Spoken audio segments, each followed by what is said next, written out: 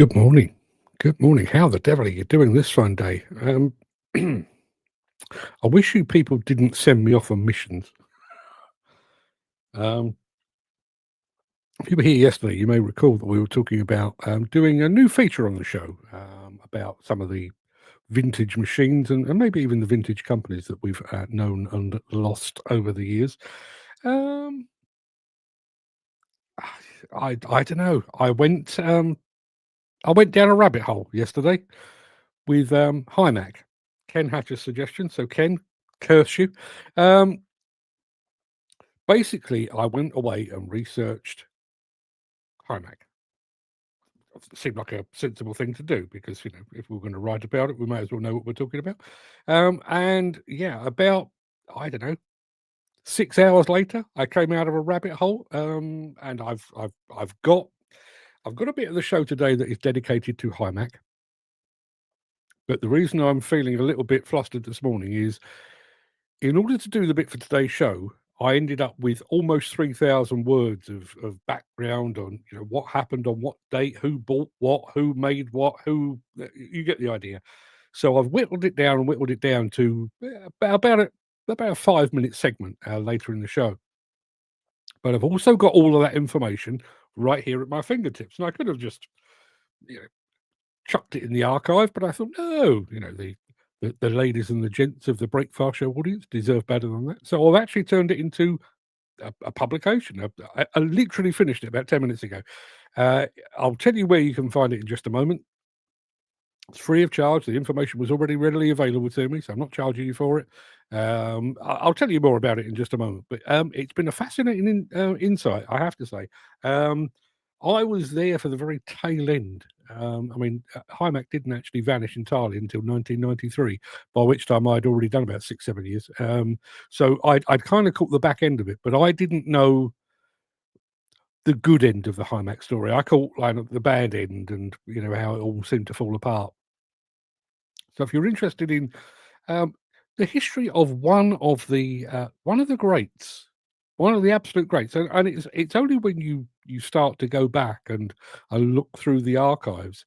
I mean, for example, you know how we now refer to well, basically, if you're on BBC News, any digger is a JCB. It's always a JCB, particularly if it's a backhoe loader. It's always a JCB. Back in the day, back in the 60s, if it was an excavator, it was a Hymac. You didn't even, it's not a 360, it's not a hydraulic excavator. It is a Hymac, or it was a Hymac. It's an interesting story, so stick around for that if you would be so kind. May I make a suggestion on vintage plant Pell job? I will have a look. The one thing that I've come up against is the lack of illustrations. Now, as I say, I remember going to SEDs, the forerunner of plant works, going to SEDs back in the late 80s, early 90s. So it's in my career, it's in my lifetime, and yet the number of photographs that are available of Hymac machines, virtually none. I think Nick Drew did a feature on, I think somebody had a couple and he did a couple of photographs. There's a few sort of kicking around in plant yards, but, they've been shot. The photograph's been shot on a potato and, they're surrounded by crap and they're rusting old machines. Really, really struggled with the illustration point, which kind of explains the way we've ended up formatting the show. But stick around. But Pell Job, I will add that to the list. I've already got Priestman on the list. I can cross off Hymac. Let me have a look at Pell Job. I'm not going to do this on a regular basis because, frankly, it takes a lot of time. It really does. I mean, you can find endless sources about these things, but then when you've taken out the ones that duplicate what you already know or they're contradictory and you have to go down a rabbit hole to find out what was right and what was wrong, what was made up and what was actual fact. So it's a ball ache. It's a whole thing. And you know, Garvin at Mostly Digger says lots of Hymacs in ditches here in Ireland. Yeah, that. To be perfectly honest, when I was searching for images yesterday, that seemed to be the thing. There's one with a tree growing through it in a farmer's backyard or whatever it might be, which is not really the way I want to illustrate one of the greats of the industry. And there's an object lesson in there as well, not for me and probably not for you as well, but it was it was the great British manufacturer before JCB was the great British manufacturer. It was being sold around the world, hit financial trouble, ended up being bought out by a German company who then folded the entire thing in one of the biggest, at the time, one of the biggest company collapses in German history at that time. So stick around. You'll see. Gary Muirhead, was Hymac a British brand? And I wonder if Mr. JCB Joseph Bamford paths ever crossed. They must have done. They must have done. I mean, they were Hymac were in their pomp when JCB was really starting to come on in leaps and bounds. And Chris Ford says, just to confuse you, I've swapped from YouTube to Facebook. Oh, from you to YouTube from Facebook. I don't blame you. Listen, I don't even know why people go to Facebook to watch this show. I know plenty of people do, but it looks much better on YouTube. You've got that much more control. You can actually watch in 4K over on YouTube. You've got that control there. We are broadcasting in 4K. You can I mean, you really want to see this face in 4K, don't you? Full screen. Ken Hatter has arrived. Mark Whiting is here as well. Hymac, NEI in the end, Irish company. Yes, it was. Yeah, it was. Listen, it is such a checkered history. It's almost. Well, if I tell you, when I was doing the publication, I think I've ended up splitting it into 6 different bits because it even started. I mean, I'll bore you with it when we get there. But the company actually started wasn't a manufacturer in the truest sense. It was actually assembling machines from the States, from Wisconsin, called a hi-ho. Anyone remember a hi-ho? Not as in hi-ho silver lining. It was called a hi-ho, H-O-E. That's how they started, and they kind of got the taste for it and started to make their own, and it went up and up and up, and then it went down and down and down. There's an object lesson there as well. There you are. Chris Ford says absolutely right. Hymac were first imported in kit form to the UK and assembled at Rowley. Yeah, all true. All true. As I say, they were working for a company out of Wisconsin, making hi-ho. I'm assuming they were excavators. I'm fairly sure that's what it said. Yeah, stick around. I think that's our 3rd film of the day. So stick around. I'll reveal more, and I'll tell you where you can find the book as well. As I say, it's a freebie. You may as well grab it. You might enjoy it. So without further ado, let me roll the intro and get this show on the road.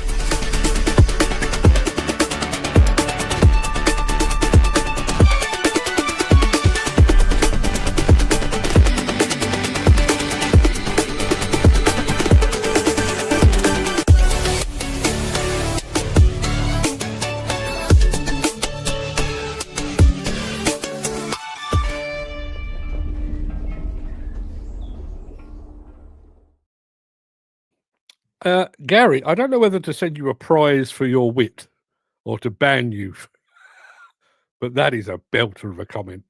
I mentioned the hi-ho. Gary says, is that not how you greet a hooker? Well done, mate. Well done. That's top work, that is. Ken Hatcher reckons the factory is still there. Jim says Facebook was great and there's something changed. I couldn't see what I was typing. That makes life very difficult for a semi-dyslexic like myself. So that's why I binned it off for YouTube. As I say, if you know your way around YouTube, and if you are looking at YouTube somewhere around, hang on a minute, let me get Jim out of the way. Somewhere down just about there on YouTube, there's a little, I think there's a little cog or something, and you can set it to the resolution that you desire, and you can watch this in 4K. It looks better. The videos look better. I don't. I still look the same, but the videos look much, much better. Apparently, Chris Ford, Rowley near Matlock, then to Claycross, apparently. Yeah. It's where K&J Plant Services are. Who knew? I want to talk to you about a bit of breaking news in just a moment, but let me first tell you, it is Thursday, the 4th of December. Welcome to the Breakfast Show. I am your host, Mark Anthony, the Walrus of Demolition, the Lord High Chancellor of live streaming. In today's show, XCMG unveils its latest mini excavator, restoring a Japanese home in the most Japanese way possible. It's a fantastic little film, that is. Hymac, Fall of an Icon, which we've been talking about since we got there. Plus, in today's edition of Mark's Morning Monologue, come at me if you will, man no longer belongs on a digger. shout at me and swear at me when we get there. But I've been giving it some thought. Andy Dalwell says, morning, morning, morning. How the devil are you? Nearly finished building the Glycan piling rig. Then we'll be lifting sheet piles to it to shove into the ground. That is the perfect explanation of piling, isn't it? Shove stuff into the ground, be it sheet piles, steel, sometimes plastic, or concrete. Yeah. The knowledge on this show from the friends is amazing. It really is. I mean, I actually wondered. I've done. I wouldn't go so far as to call my research into Hymac academic in any way. I just did a whole bunch of internet searches and AI searches and various other things. You know, really trying to find the real source material. Didn't touch Wikipedia once, I can promise you. But it would have been lovely to have actually sat down with somebody that said, "Ah, yes, oh, the 580C, yes. Do you know it had a Google pin in the undercarriage?" Oh, I'm making shit up right now, but it would have been fantastic to have got that. And I do think in years to come, you know, when my replacement comes along and starts looking back at the first generation of electric machines as some kind of relic from the past, at least they will have decent information to go on.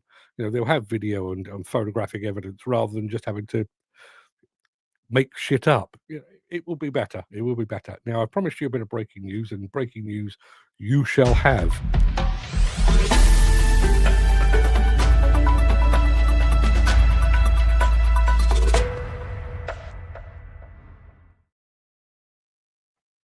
I am sorry. You know, I told you yesterday I bit my tongue. Still as sore as anything. Good morning to Blue Machinery Group, who've just joined us over on Instagram as well. Good morning, chaps. Keep up the good work. Yes, breaking news. Breaking news. Now, under normal circumstances, my job is to verify what I'm being told. I genuinely didn't have time to do that this morning. About where are we? It's 10:13. At about 9:58 this morning, a post came up on LinkedIn to say that Warwick Ward has gone pop. Warwick Ward, that is Warwick Ward right there. I'm sure it'd be a familiar name to an awful lot of you guys. I know them best as a case dealer, but as you can see there, they are also the representatives. I mean, they do a lot of used machines as well, but they're a representative of Terex, Keystrack, Alza, Farasin, Sunward. They do plant hire as well. I mean, I know the bit up in, let me think, where would I Barnsley, I think, is the bit that I know. But as you can see, they've got Centre of Excellence down in, well, at Barnsley. They've got another place in the Midlands, in Bromsgrove, and another one, the Southern Depot, down in Harlow. And apparently, as I say, I've not had a chance to verify that. It was just literally a post from somebody that worked at Warwick Ward to say that the company had gone pop and they had just been made redundant as of yesterday. Obviously, thoughts are with all of the employees that find themselves on the rock and roll, as it were, the dole, in the run up to Christmas. Terrible, terrible bloody timing. It always seems to be. There's no good time to lose your job, and I'm sure I say that every time I talk about a redundancy program. There isn't a good time, but yeah, it's. I'm surprised. I am surprised because there was a time, and I'm not going back that long. You know, maybe 10 years ago, where Warwick Ward seemed to be the place to be. You know, anybody looking for a decent dealer, particularly in the north of England, it was they get top billing. They really would. Garvin at Mostly Diggers has just said, just had a look on Done Deal, which is an Irish site. 4 different Hymacs for sale. Don't tell Chris Ford that because he'll get his checkbook out. But yeah, 4 different Hymacs for sale. That could be an interesting auction if everything gets sold out of the yards. The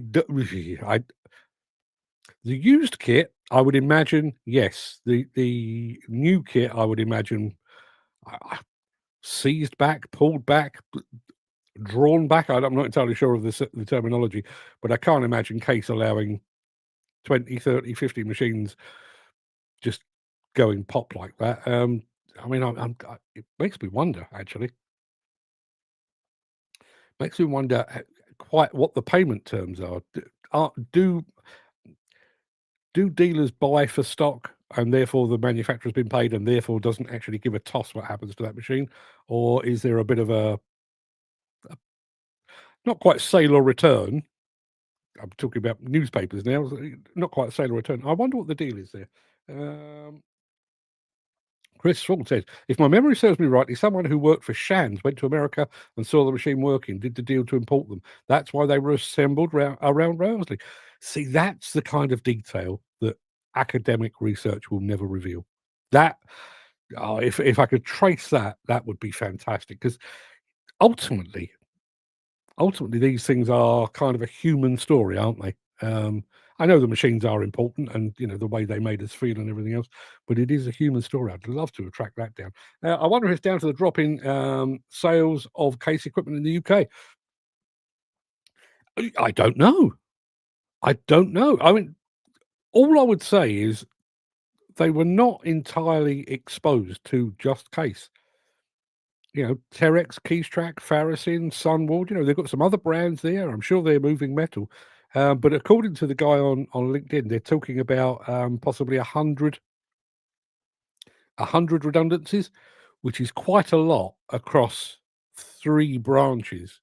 And I know you need people for backup and that kind of thing, but that's quite a lot of overhead, isn't it? One way and another. But yeah, as I say, I'm not going to say thoughts and prayers, but certainly thoughts are with the fine folks that were working at Warwick Ward. All I would say is Warwick Ward had a fantastic reputation, and given the fact that that reputation was built upon the people that provide the products and the service, I would like to think they will all find themselves gainful employment in very, very short order. Whether they'll do that this side of Christmas, frankly, it remains to be seen. But I wish them the very best of luck. Chris says, Warwick Ward, wow. That was my thought. Jim says, I can't afford any new kit. I can only just afford some old kit. Well, as I say, there's 4 Hymacs. I'm not sure what they look like, but there's 4 Hymacs for sale over in Ireland, if you're interested. Should we crack on? Let's do that, because I do want to get you to this this Hymac thing. Back after this.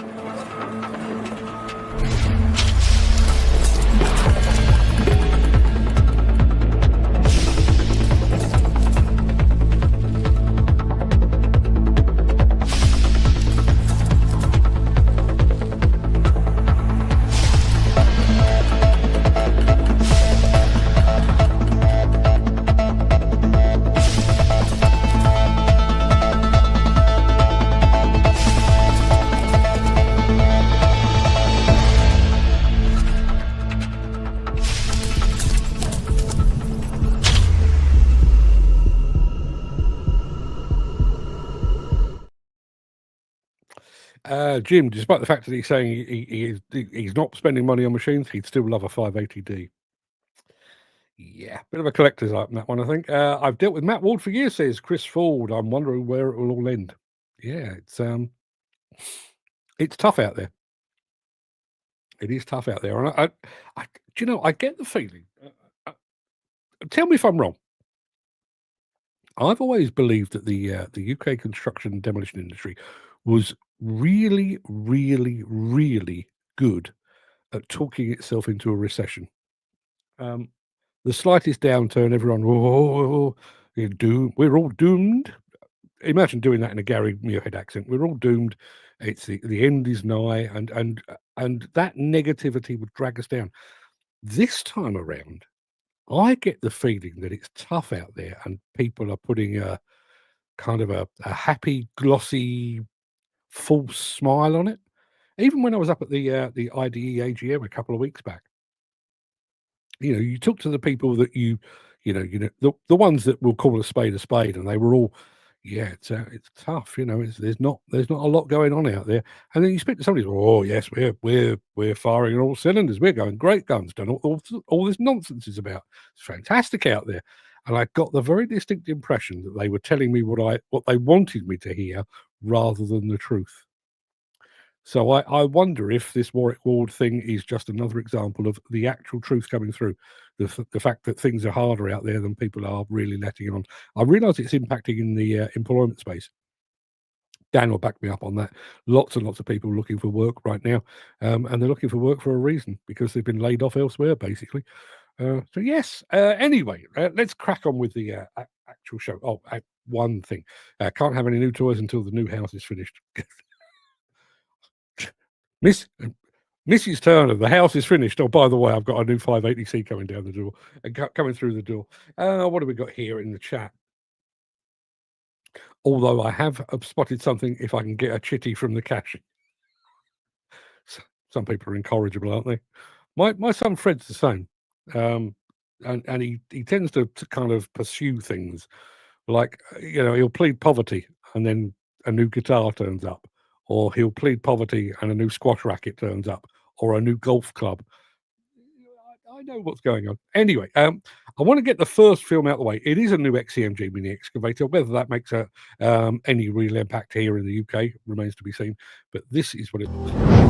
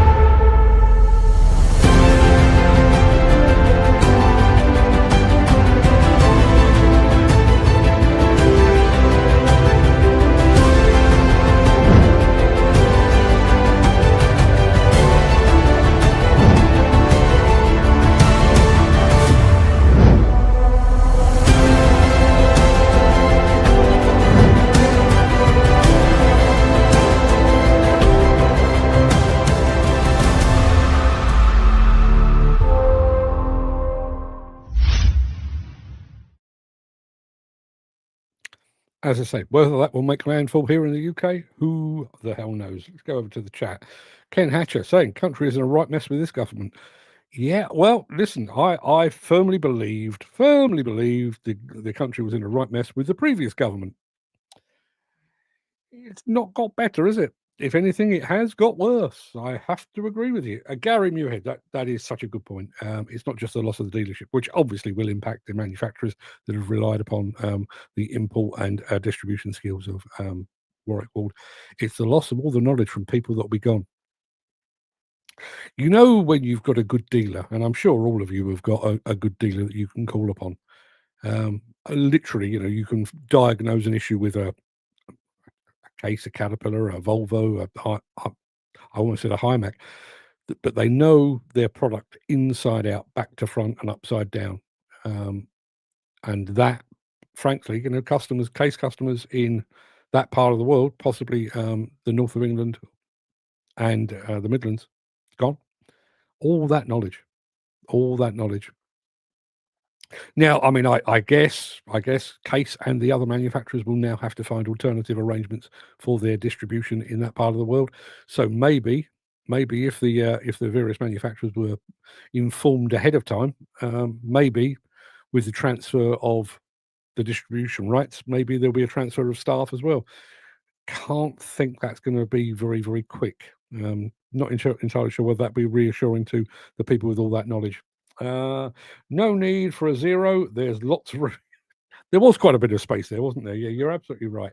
I've got a really interesting film for you next. We've just been in China. We're going to Japan next with a Swede. It'll make sense. If you are enjoying this episode, please consider supporting the show. You can leave us a tip at buymeacoffee.com/demolition news. One of my lasting memories of Japan was, well, partly how very different it was. Just a completely different culture, obviously different language, but different culture. And there's kind of a gentleness about Japan. Watch this film because this is about. Well, I'll tell you what. I won't even tell you about it. I'll let the film speak for itself. But I thought this was an absolute belter of a film. Sit back and enjoy. As the global demand for quality housing grows, Japan faces a unique challenge. An aging and decreasing population has resulted in 10 million houses sitting empty, abandoned, and at risk of demolition. One such treasure is the Chiba Waterfall House, nestled in the Yoro Valley, beside the stunning Awamata Waterfall. Abandoned for decades, this forgotten retreat has a new chance of life, thanks to a young Swedish developer with a passion for traditional Japanese buildings. Now, the challenge is on to carefully transform and restore the Waterfall House into a vibrant destination for eco-conscious travelers. But working in this area of natural beauty requires machines that are quiet, compact, and powerful, while being precise and fuel efficient to create the lowest possible impact. Perhaps above all, it requires vision, sensitivity, and respect for the environment. When I first saw this old abandoned Japanese house right next to Awamata Waterfalls, I knew I had to bring it back to life. You could feel the power of nature just by being here. The flowing water in the gardens, and then you have this huge waterfall greeting you. That power of nature really hits me. With the fusion of Japanese and Scandinavian design, I wanted to create something simple and beautiful to match the surrounding of the house. For me, building a future for these old forgotten homes isn't about building accommodations. It's about preserving history and culture and bringing it to the future. It's a diverse world, but one thing unites us. We are all building something. For some, it's a vision, reviving and rebuilding the past to create a more sustainable future. Whatever you're building, we are building with you.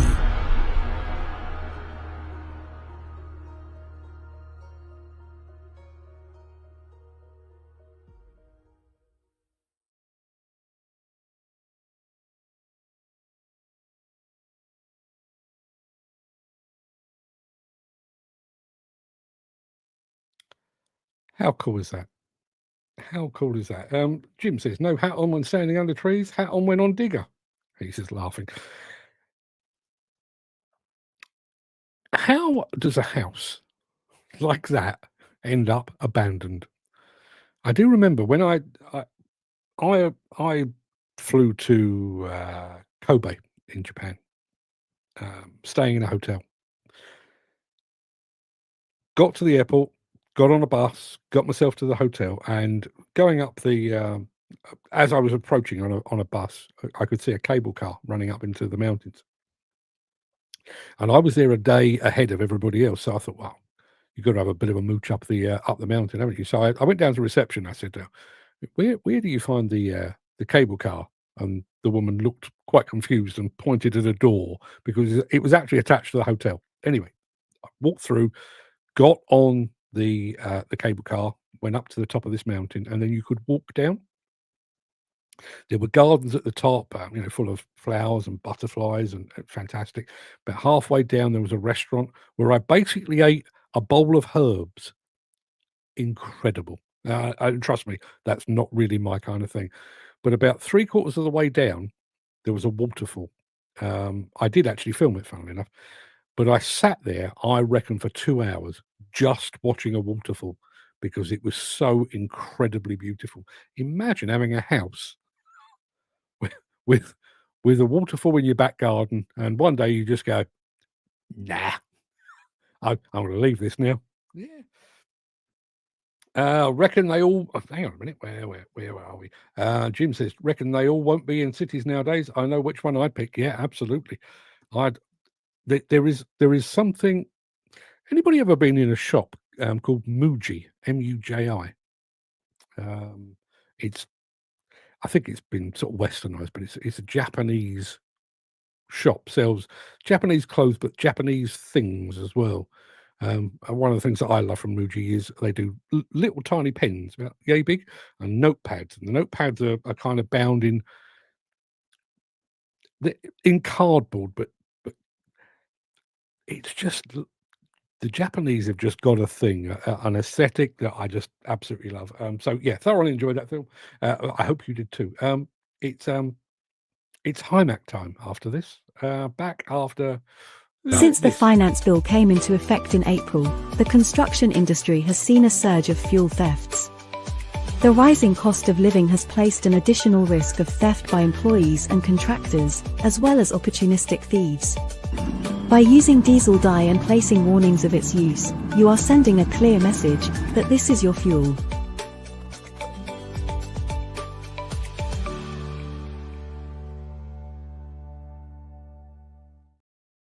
So, for those of you who have arrived late today, Dan Cullen, I'm looking at you.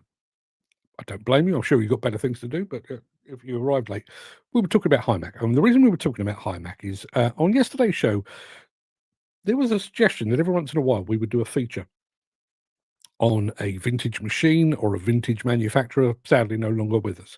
And Ken Hatcher said, what about Hymac? And I thought, yeah, what about Hymac? So I went away and did my homework and everything else. So, because of the limitations on time, rather than me sitting there and stumbling over my words, I've punched the whole thing through an AI. So the voice you're about to hear is an AI telling you the story of Hymac.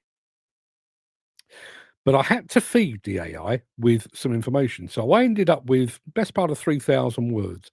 What you're about to hear is about 1,000 of those words. So while you're watching this, I'm going to put in the chat, but also in the WhatsApp group, a link to a free publication that you can grab. You can read the ins and outs, the highs and lows, the rise and fall of Hymac. But while you're doing that, let me do the film. This is the rise and fall of an icon. The Hymac brand represents a pivotal chapter in the history of British industrial manufacturing, dominating the crucial transition from cable-operated excavation machinery to all-hydraulic excavators. The company's origins trace back to post-war Britain around 1946. At this time, the foundation of British hydraulics was established not through domestic invention, but through the assembly of advanced foreign technology. This began with the assembly of American high-ho excavators, which were shipped to England in kit form and constructed under a license agreement with the Hydraulic Machinery Company of Milwaukee, Wisconsin. This initial phase established the necessary technical knowledge base for hydraulic excavation equipment within the United Kingdom. By the early 1960s, the controlling corporate entity, Rimney Engineering, prepared to launch its own proprietary machine. The Hymac brand was formally launched in 1962, marking the first major British effort in the all-hydraulic excavator field. The breakthrough model was the Hymac 480, which is historically recognized as the first British all-hydraulic crawler-mounted excavator. Production of the 480 ran from 1962 to 1966, but it had a significant technical limitation. It only featured a 270-degree slew, differentiating it from the true 360-degree rotating machines that were beginning to dominate the industry internationally. Hymac solved this limitation 2 years later. In 1964, the production of the legendary Hymac 580 series began. The 580 achieved full 360-degree rotation, solidifying Hymac's position as the commercial leader and technological frontrunner in the British market. The period from the mid-1960s to the late 1970s marked the peak of Hymac's engineering reputation and commercial success. This dominance was built almost entirely on the immense popularity of the 580, which remained in continuous production in various iterations until 1987. The commercial achievement of this machine was staggering for the sector, with over 10,000 units sold worldwide. The 580 was so ubiquitous on British building sites that the term Hymac evolved into a widely used generic noun for any hydraulic 360-degree excavator, regardless of the actual manufacturer. Hymac demonstrated engineering excellence in models like the 580B, where designers integrated the fuel and oil tanks into the structure to improve chassis strength, enhance cooling surfaces, and free up crucial space, showing early attention to operator ergonomics. Hymac quickly expanded its product portfolio. In 1965, it launched the Hymac 610, the wheeled variant of the popular 580. By 1968, the company released the larger 880 model, a 22.3-ton machine that was popular for deep excavation and bulk earth moving. Sales reached record levels by 1967, and by 1970, annual sales hit £10 million. However, this rapid growth led to financial losses, forcing the parent company to initiate business changes. The company's golden era came to an abrupt halt in 1979 when Hymac was sold to the German industrial group IBH, led by Horst Dieter Esch. This marked the end of the brand's control by British holding companies. Under IBH ownership, Hymac collaborated on new models, notably launching the 201 LC Crawler and W201 wheeled variants in 1983. However, the IBH consolidation strategy was fundamentally unsound, built on massive leverage and debt. Just 4 years after acquiring Hymac, the IBH group collapsed in 1983 in one of the most spectacular bankruptcies in post-war Germany. The collapse immediately plunged the UK division into chaos, leading to compulsory liquidation in January 1984. This financial disaster occurred precisely when Hymac was launching its new machinery, preventing the 201 series from ever securing a market foothold. The company was rescued by Northern Engineering Industries in 1984, but the corporate instability didn't end. Ownership quickly changed hands twice more in the subsequent years, to the BM Group in 1987, and then to Brown Engineering, Hymac, in 1988. Under Brown Engineering, Hymac's internal manufacturing capacity declined, and the company shifted to Badge Engineering, applying its brand to imported Italian models. By the late 1980s, the construction equipment landscape had been fundamentally altered by non-leaking, higher-specification Japanese competitors. Hymac's manufacturing, starved of sustained capital investment due to constant ownership changes, could not compete. The Brown Group eventually collapsed in 1991, and the business was acquired by Irish dealer John Kennedy. In a final attempt to revive the brand, Kennedy launched the Synchron 1301 and 1501 models in 1992. These machines featured state-of-the-art German load-sensing hydraulic systems and looked visually modern and competitive. However, the attempt at technological renaissance came too late to save the company. Hymac finally ceased manufacturing operations in 1993. The very last machine to roll off the production line was an 18-ton Model 181B. Hymac's demise serves as a case study where financial volatility negated engineering prowess. While the brand's golden era was defined by the legendary 580 series, a machine so reliable that many are still operational today, the damage done by chronic corporate instability during the 1980s was irreversible. The Hymac name today remains an enduring icon of British engineering. Okay, so let's address the elephant in the room. Dan Cullen, his voice doesn't suit that guy. Okay, and Andy Thornton says, what happened to his hands? Yes, he did appear to have about 47 fingers. Not entirely sure why that is. And speaking of Andy Thornton, he actually said, morning, I know. So this time I've created my own girls and more Monopoly money than I know what to do with. Not the same as our dancing girls, I'm afraid. Would love to see some of the digger gods we have these days do a shift or 3 on a 580. Yeah, that would sort the men from the boys, wouldn't it? Dan Cullen saying, wow, he looks like the news reader off the BBC. That's kind of the look I was going for.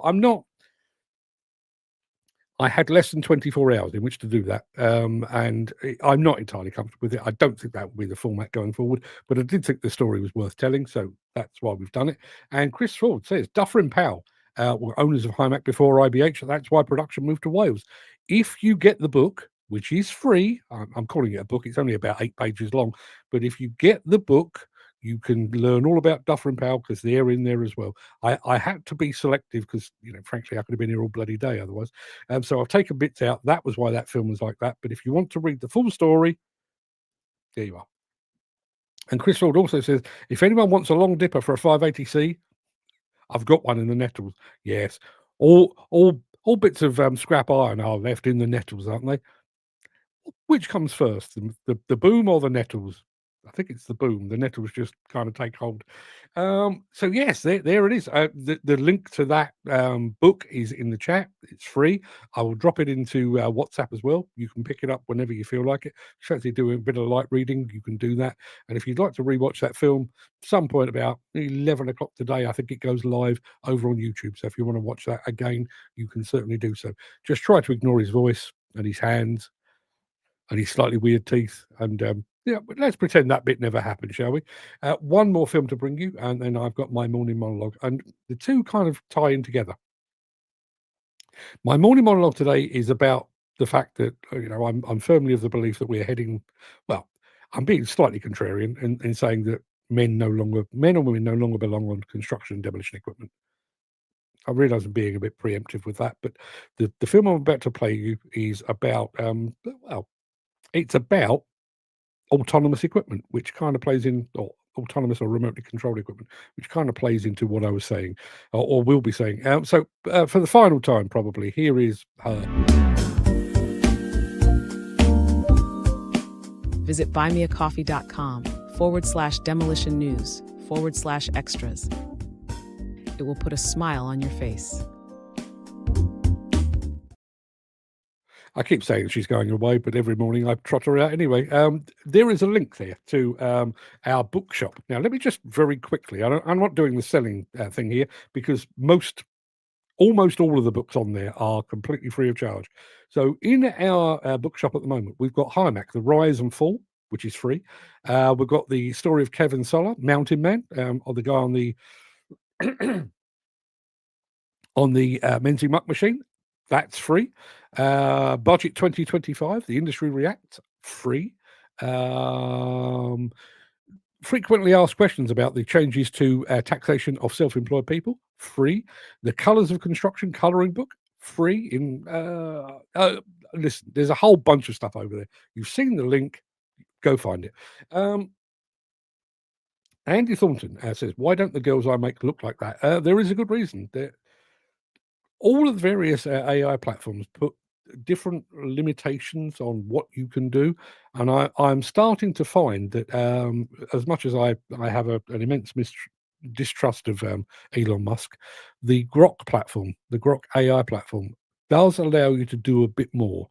I'm not conjuring up naked women anytime soon because it is censored, but it's not ridiculously censored. It does allow you a bit more creativity. And I'm not just talking about vaguely sexual content. I'm talking about if I want to show action or possibly violence or an accident or something like that, it does allow you to do that. There is a bit more flexibility.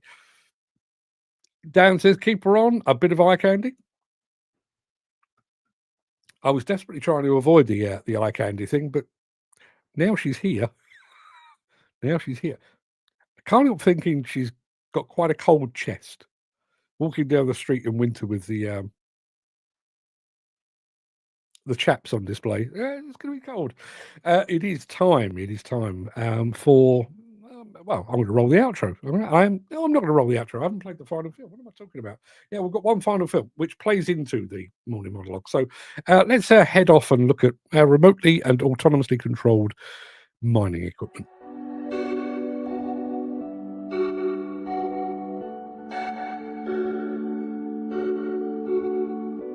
Some of our biggest challenges here is the geology, the natural geology of this rock. And just the overall fragmentation isn't the best. Spend a lot of time handling oversized material and spending a lot of money on rock breakers. Most important today is really controlling our costs. The financial side is really, really important. And we meet those financial objectives through increases in performance. And this precision drilling program has done that for us. We've seen some huge gains throughout our operation. Now, one of the very important things in blasting is hole placement, because the explosives can't do their job if they're not appropriately spaced out in the block. So with the hole navigation system, now we are able to eliminate the laying out the holes manually We're able to use a drone to collect the data to create a 3D model design, and that shows us distances between all the holes from top to bottom. This software also takes into account the topography of the top side of the shot where the holes would be starting at. So each hole has its own unique depth to it. We've had some big complicated shots here that's over 100 holes before. When you get that many holes, it's a nightmare. Sometimes it takes hours to try to draw it up, and then it's not right. You have to start all over. With this system, you don't have to do that. This model we're building is all geo-referenced. So each hole will get its pinpoint GPS point to start with and a pinpoint GPS point to stop at. And that's drilling to an exact elevation plane. That can be a horizontal plane or that can be a sloped plane, either way. This 3D design with this GPS has changed a lot of our fragmentation here. It helps us solve a lot of our problems with our big rock. Overall tons per hour run, we've increased about 120 tons per hour. We've decreased our loading time by 21 seconds, and that equates to 2.5 hours a week of equipment time and a big cost savings at the end of the year. It's helped us with our floor conditions, and the loaders are able to dig through it faster, which helps our overall tons per hour, but also you're not leaving poor conditions in the pit. Floor control is really important in a quarry. The tires on our machines on these loaders cost a lot of money, tens of thousands of dollars per tire. When you're working on a rough floor, you can eat those tires up in a very short period of time. Luckstone's invested in technology for almost our entire history. We were one of the first companies to convert from steam to electric power for our crushers. We had the first automated plants going back into the late 1970s. We've seen the value of technology, so we really believe in it. We believe in how it supports our people. It makes us better. It makes our people better. With this technology and applying it here, we've been able to see, again, great gains in throughput, in shot design and diggability of the shots, increases in production all around. We've been able to lower costs. We're not running our equipment as long. So, we're producing more in a shorter period of time. So that really has a financial impact for us. All I can see is it just begins to snowball and there's benefit after benefit. There are a lot of manufacturers of drills. Luckstone has owned and operated a number of drills. As time went by, we started gravitating to the Epiroc systems. We chose Epiroc as a supplier. Really, the commitment that Epiroc has to people such as ourselves and the industry is going to keep us in a good place. Some people are going to look at cost as being maybe a hindrance. Try to think bigger than that, because what we have seen as results pays for all of that and more. That those resources that we thought were an additional cost have just enabled cost savings that we didn't realize we were going to achieve.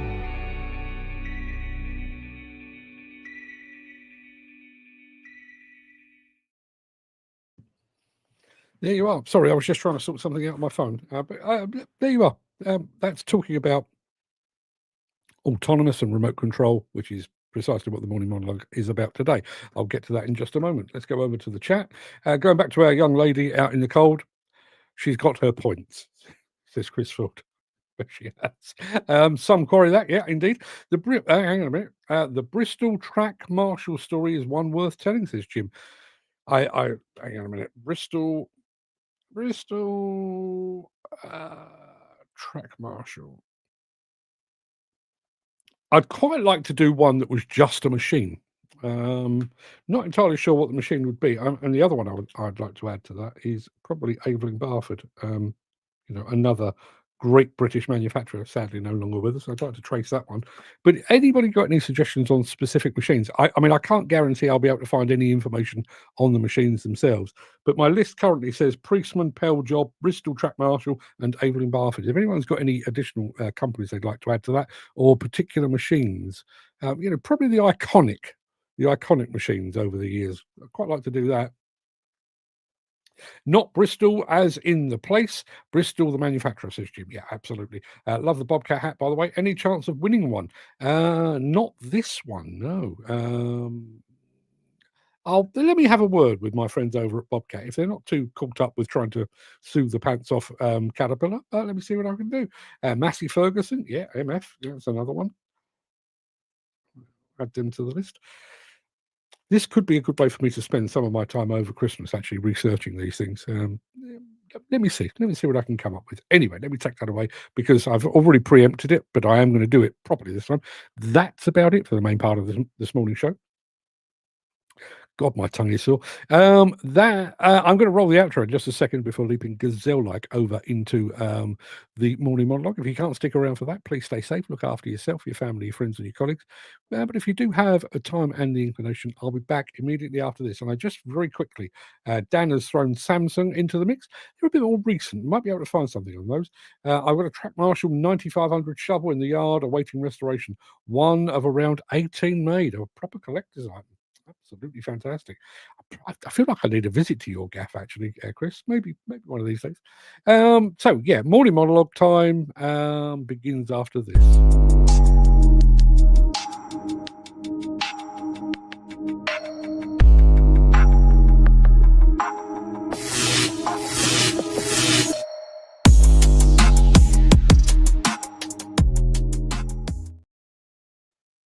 Take a look at any modern construction machine. Go on, really look at it. It's a beast, isn't it? A miracle of power and precision. Now look a little more closely. Look specifically at the machine cab and ask yourself, why on earth is a human still sitting in there?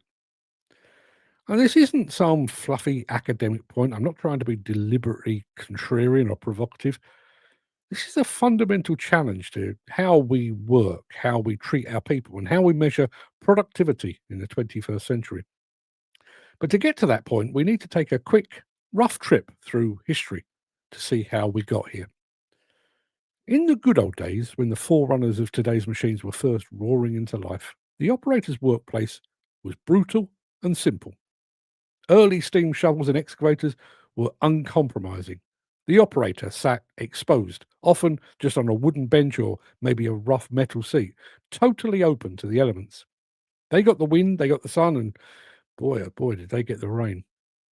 But that was okay, right? Because back then, working folk were used to working outdoors. Bit of weather was just part of the job, and they didn't complain.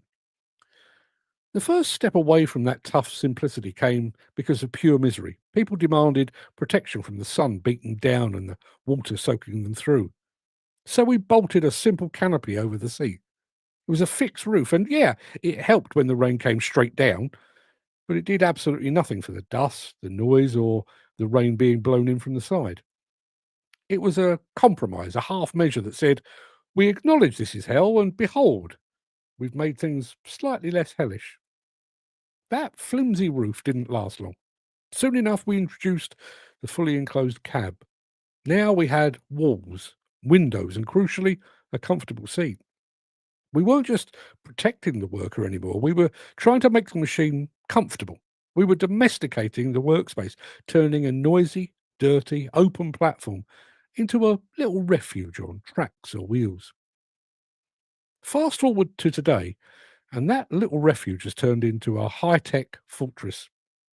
It's an insane technological nerve center. Seriously, a modern cab is like the flight deck of an aircraft. It's packed to the rafters with screens, sensors, real-time GPS, diagnostics, and of course your Bluetooth person, and of course your personal Bluetooth connection for when you get bored.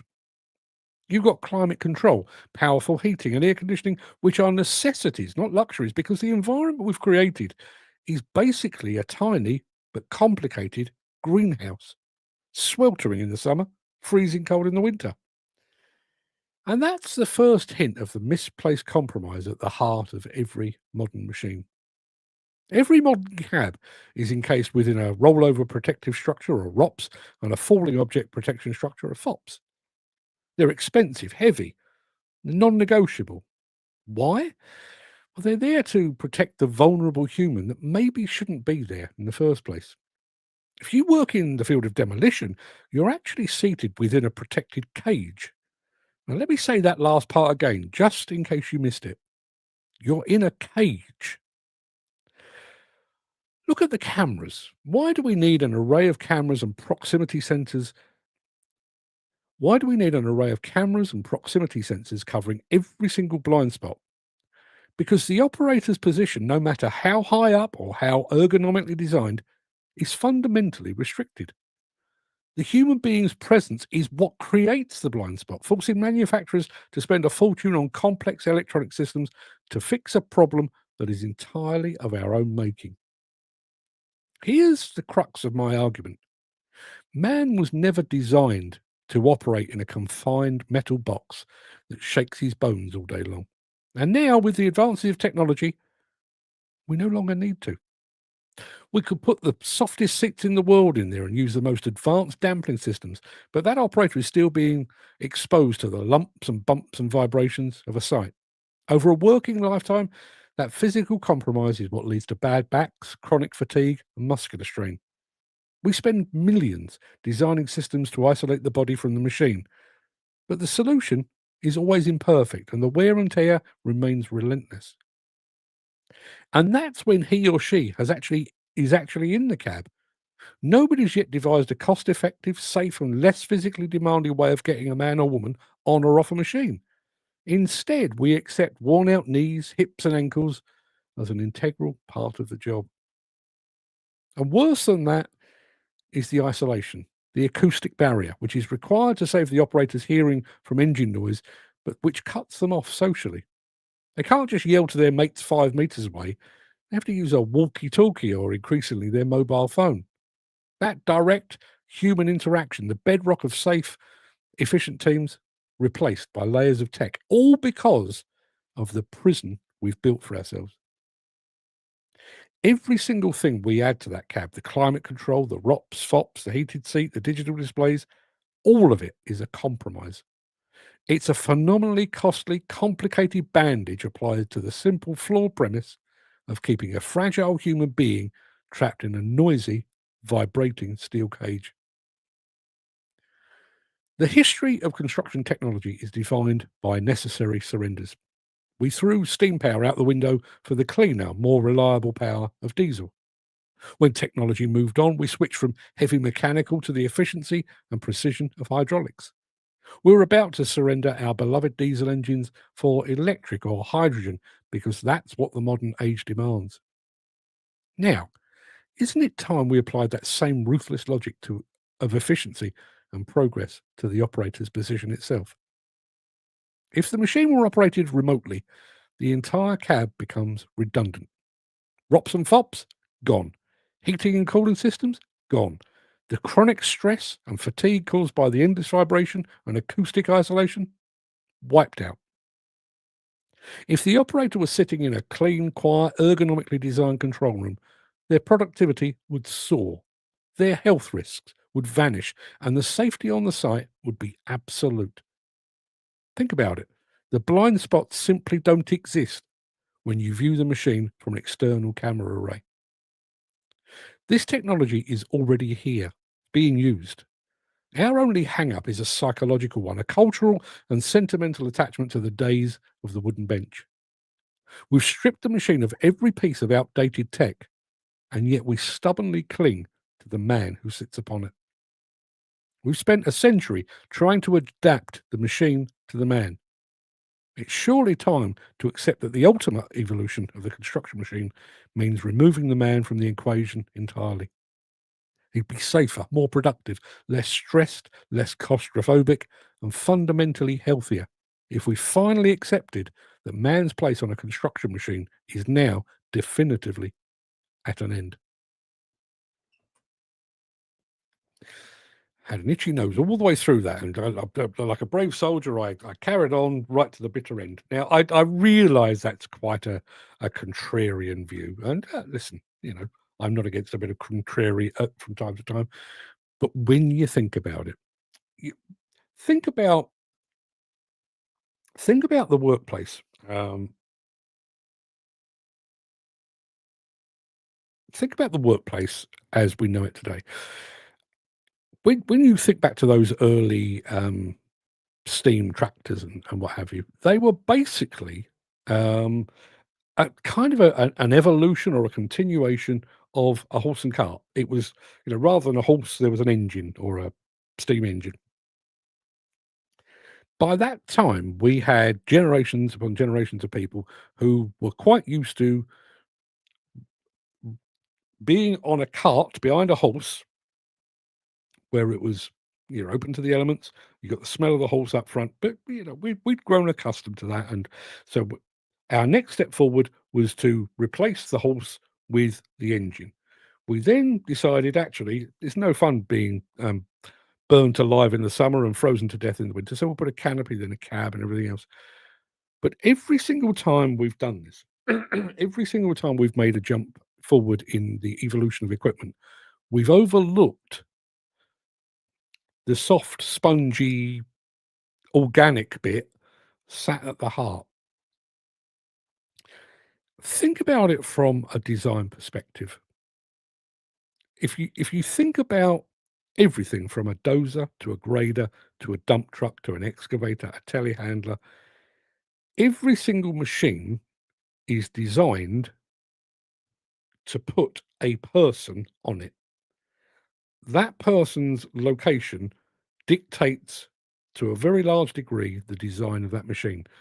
So, going back to some of those older machines, was it Hymac or Priestman that actually had the boom was in the middle, but we kind of did away with that when we now have booms to one side? Why? Is that necessarily the right way, or is that where we've ended up because the boom sits there and we have to have a bloke sat here?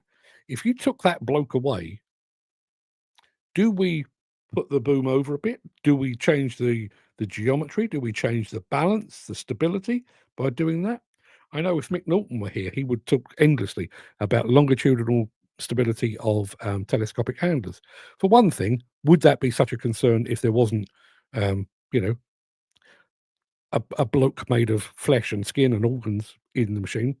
Probably not. But could you not change the design if you didn't have to have a human being on it? Think about it from a visibility point of view as well. If you think about like a dozer or a roller, even a roller, one of the key considerations is, you need to be able to see the edge of the blade or the edge of the drum, whatever it might be.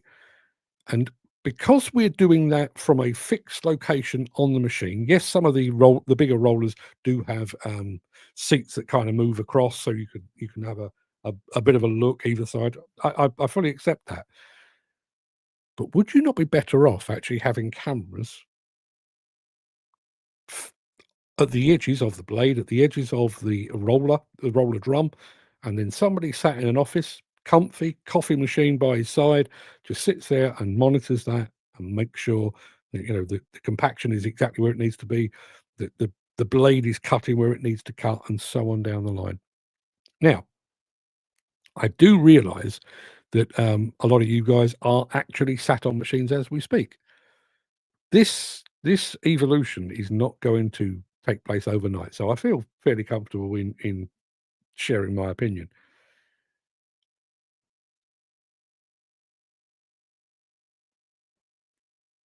With each evolution, think about factories. We used to have people banging metal and they'd lose fingers. You had children having their arms torn off or their hair torn out by looms and that kind of thing. So we gradually moved people further and further and further back. Surely this is just the next evolution, is to take that man or that woman, don't be on the machine, be back here monitoring, managing. Let the machine take care of the productivity and everything else, but you're out of harm's way. You're not going to have anything fall on you. The machine's not going to tip over and crush you. You are going to be perfectly safe. You can just sit there and concentrate. And I wonder, I wonder about the effect of that concentration on productivity. I mean, I think we tend to think about that productivity as a benefit of allowing a machine to take care of things.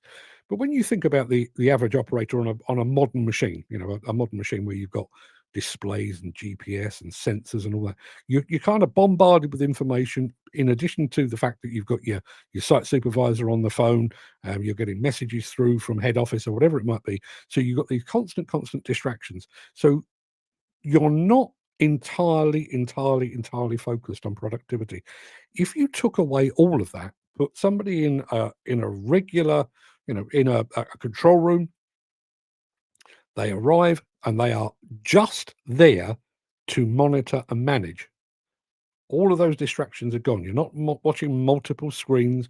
You've not got phones going off. You've not got the machine telling you what's going wrong with it and anything else. You just focus 100% of your attention and your experience upon productivity. What is the impact there? Chris Ford says, if you moved the boom off center, you'd alter the lifting capacity and radius. Yeah, you would. But would that be for the better? Think about all of the stuff that comes with putting a human on there. Literally from the set of steps to get them up there in the first place, the cab structure itself, plus the ROPS and the FOPS skeleton behind it, the coffee cup holder, the joysticks, the displays, the glass, all of the things. What is that? On a 20-ton excavator, what is that? A ton and a half, maybe, of stuff that may not need, well, probably doesn't need to be there. And if that doesn't need to be there, have you not, immediately made the machine more fuel efficient because you're not shifting around a ton and a half of pointless weight now? And could you actually make better use of the machine's power if you could relocate that boom where you didn't have to worry about, line of sight and that kind of thing? Think about the development of the machines over recent years. You look back at some of those early Hymacs, very boxy, looked like they were made out of cardboard boxes, and they were all sort of right angles and what have you. Over the years, we've gradually rounded them off. We've made them more sloping. We've done that partly out of aesthetics, but we've also done that for greater visibility, to be able to see over things. That's not actually necessary. None of that is necessary. You take the person, put them in a control room, and they can literally, press of a button. The display I've done for it is like a Minority Report. You're watching straight ahead, but you think, actually, I need to turn around and look at myself coming, much as anybody that plays video games, rather than just being behind the wheel and driving forward. You can see yourself from the side, from above, from in front. You can see every single angle. Just a press of a button. Okay, yeah, I'm getting a bit close to the edge there. Ease back, or whatever it might be. Just going back to this, I'm currently in rotation to a crusher belt with the back of my bucket whilst the crusher man banks me. I couldn't do that from an office.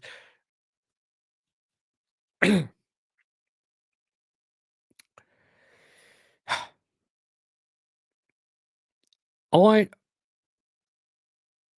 wonder.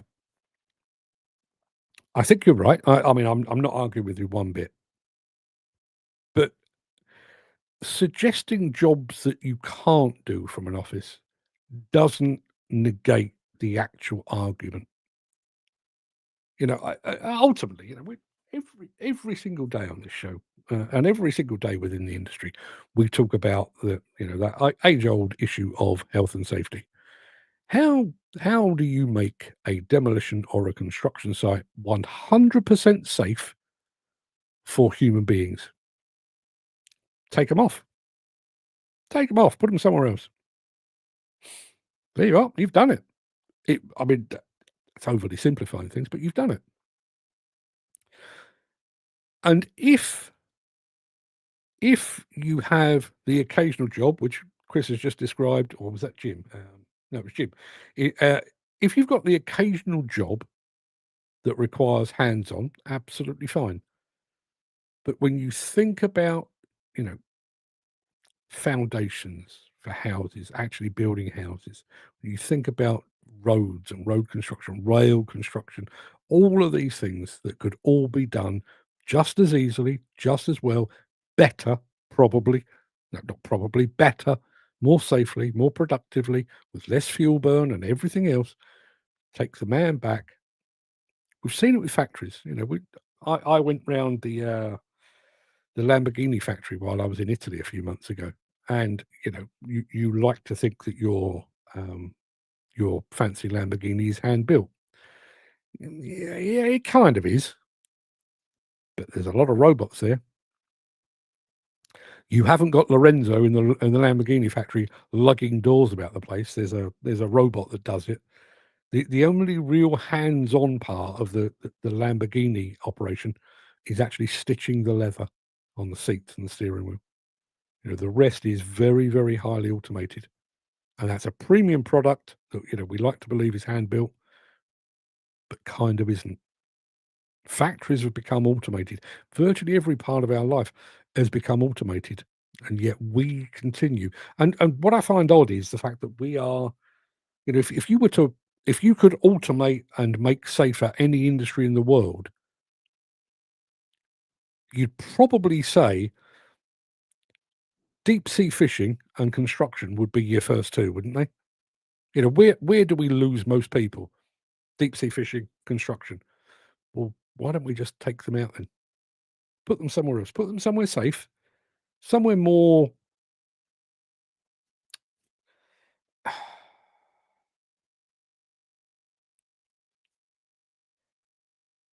Think about how the workplace has evolved. You know, I'm thinking about my workplace. You know, I used to have a manual typewriter, which is noisy and inefficient. It was replaced by an electric typewriter, which was less noisy and a bit more efficient. I now use a computer because it is much more efficient. This is surely an evolution, isn't it?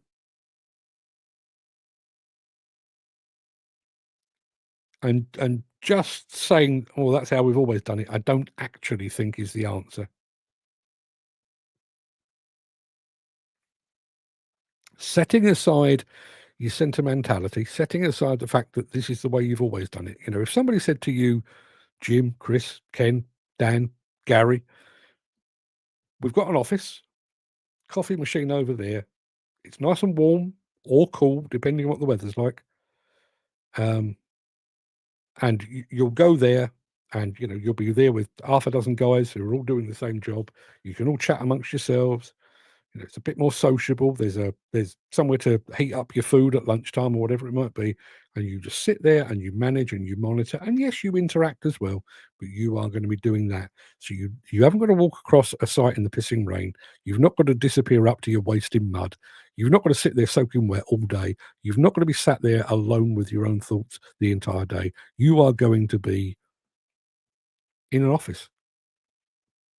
And I realize a lot of people their idea of hell is working in an office. I understand that. But if we are to make machines more productive, more fuel efficient, and ultimately completely safe, take the spongy human out. Look, Dan says, was talking to Nigel about this very concept too. What would happen if you had a dozer and drum roller behind? That's two men down to one. What about quarries? Some quarries are already automated. And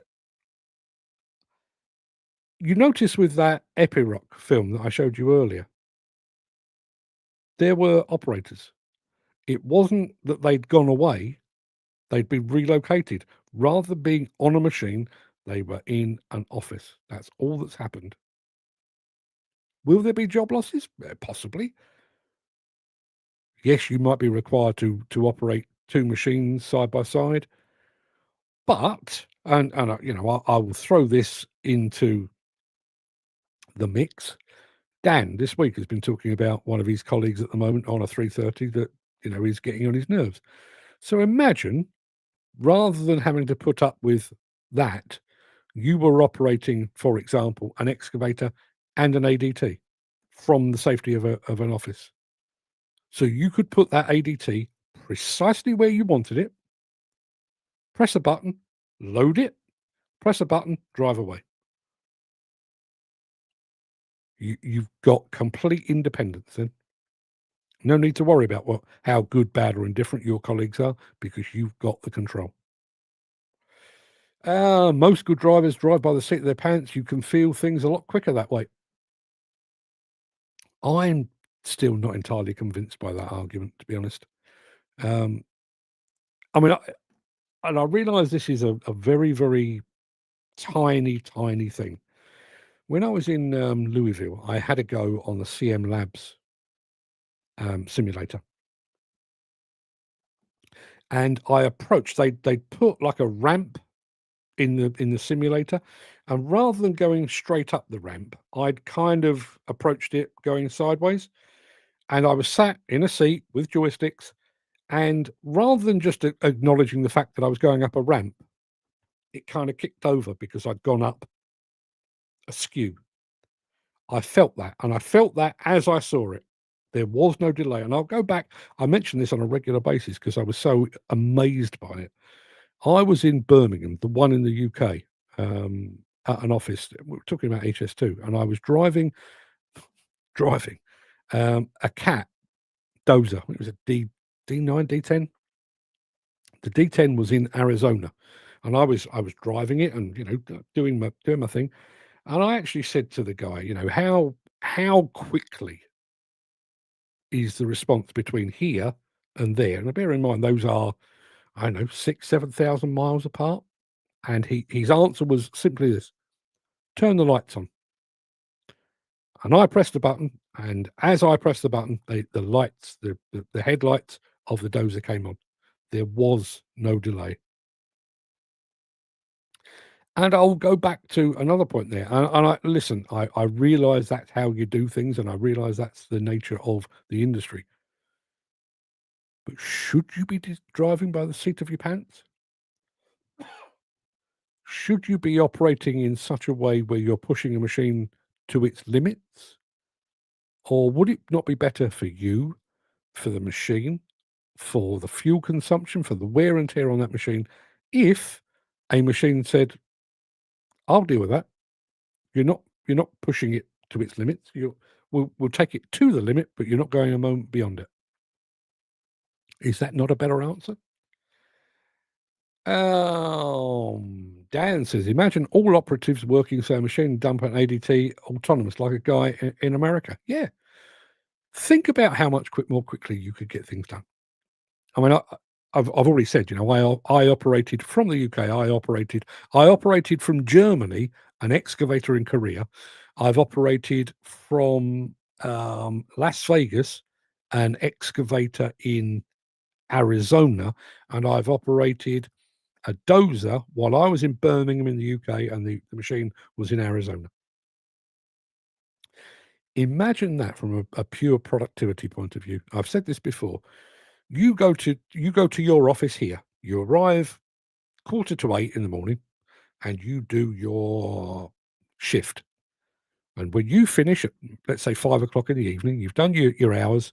You shut the machine down here, and then somebody in America who has now come online. Let me think. That would be probably West Coast of America has just come online, and they do their 8-9 hour shift. And they, on your job, on your project here in the UK, you carry on. You go off and do you go down the pub or out for a bite to eat. Go and see the missus. Have a night's kip, and while you're doing it, that project is progressing because a bloke in America is doing his job. 8 hours later, he's going down the pub with his missus, so he hands off control to somebody in Australia. So by the time you get back to work the following day, 2 more shifts have progressed the job that you're doing. Now think about that from a global perspective for you as an operator. We have huge fluctuations in demand for work.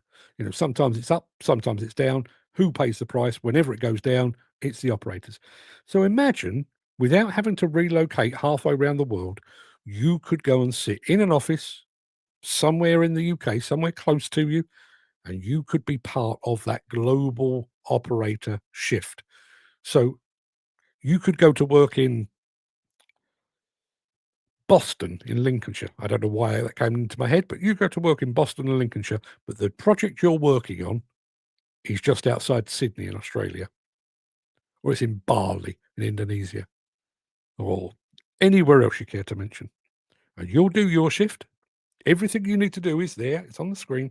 You do your shift, and then you hand off to somebody else. And then when that job is over, your availability becomes globally known.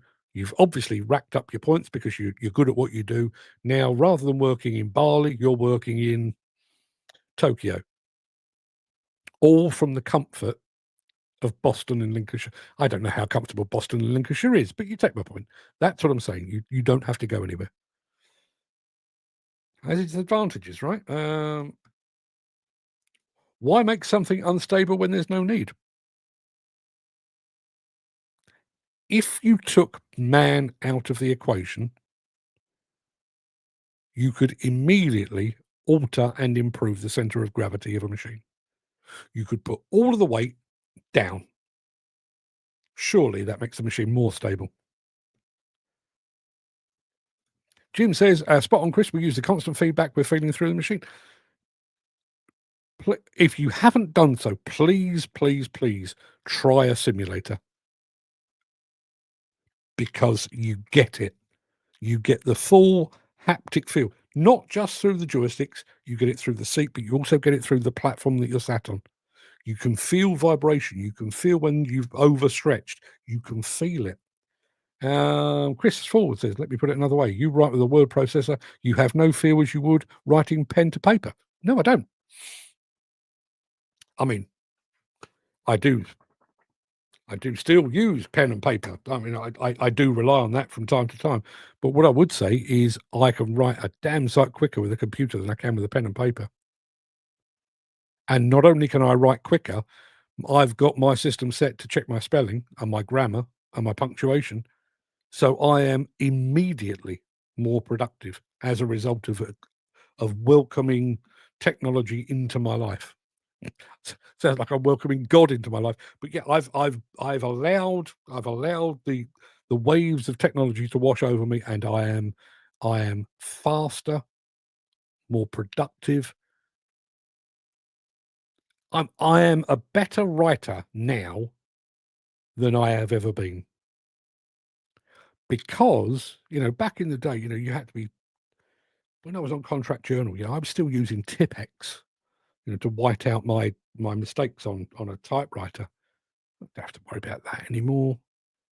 And even things like, I mean, I've got I mentioned him earlier or previously. I did tell you I've got an AI editor.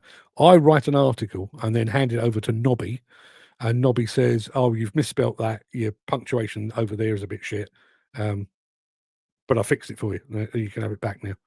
The thing that I've just read to you, I wrote that yesterday afternoon. Day before, actually. I wrote that 2 days ago. I've shown it to Nobby, and Nobby went, "Yeah, you're about right. Change that comma for a semicolon, you'll be good to go." I'd like to think that what I've just given to you there is pretty well written.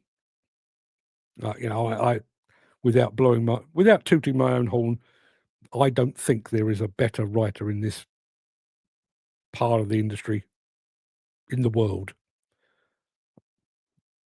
Yes, I am tooting my own horn a bit. I'm good at what I do, and I'm good at what I do because I don't have to worry about all of the other shit. My computer and my AIs and, my word processing skills take care of all of the fanning and the nonsense, the formatting and everything else. I just have to sit here and get ideas out of my head and put them on paper. That's the only reason that I can do a morning monologue day in, day out. At no point do I ever sit there and think, "Oh, fuck, I'm screwed now. I've got nothing to say tomorrow." I've always got something new to say because I've devoted a large part of my very, very small pea-sized brain to just coming up with ideas because I don't have to worry about anything else. It's not the answer. We're always open to new alternatives. I think that's a key point. I think that's a key point. And I wonder, flipping things around. I mean, as I say, I know a lot of you guys are actually on machines as you speak, and you're seeing it from that point of view. I wonder if there's also a reluctance among manufacturers. Manufacturers could do away with as prototypes. The likes of Bobcat, for example, have done that. They produce machines where there is no cab. I wonder if there's just a reluctance to stand up and say, "That's it, fellas. We're binning off cabs." As of 2029, our machines won't have cabs anymore. I wonder if there's kind of a reluctance to be the first. You know, I don't want to be the guy that potentially makes a few operators unemployed. So I'll sit back, even though I can see on paper, I say on paper, on a computer screen, I can see that sites would be safer, machines would be more efficient, everyone would benefit, but I don't want to be the person that does that. I wonder.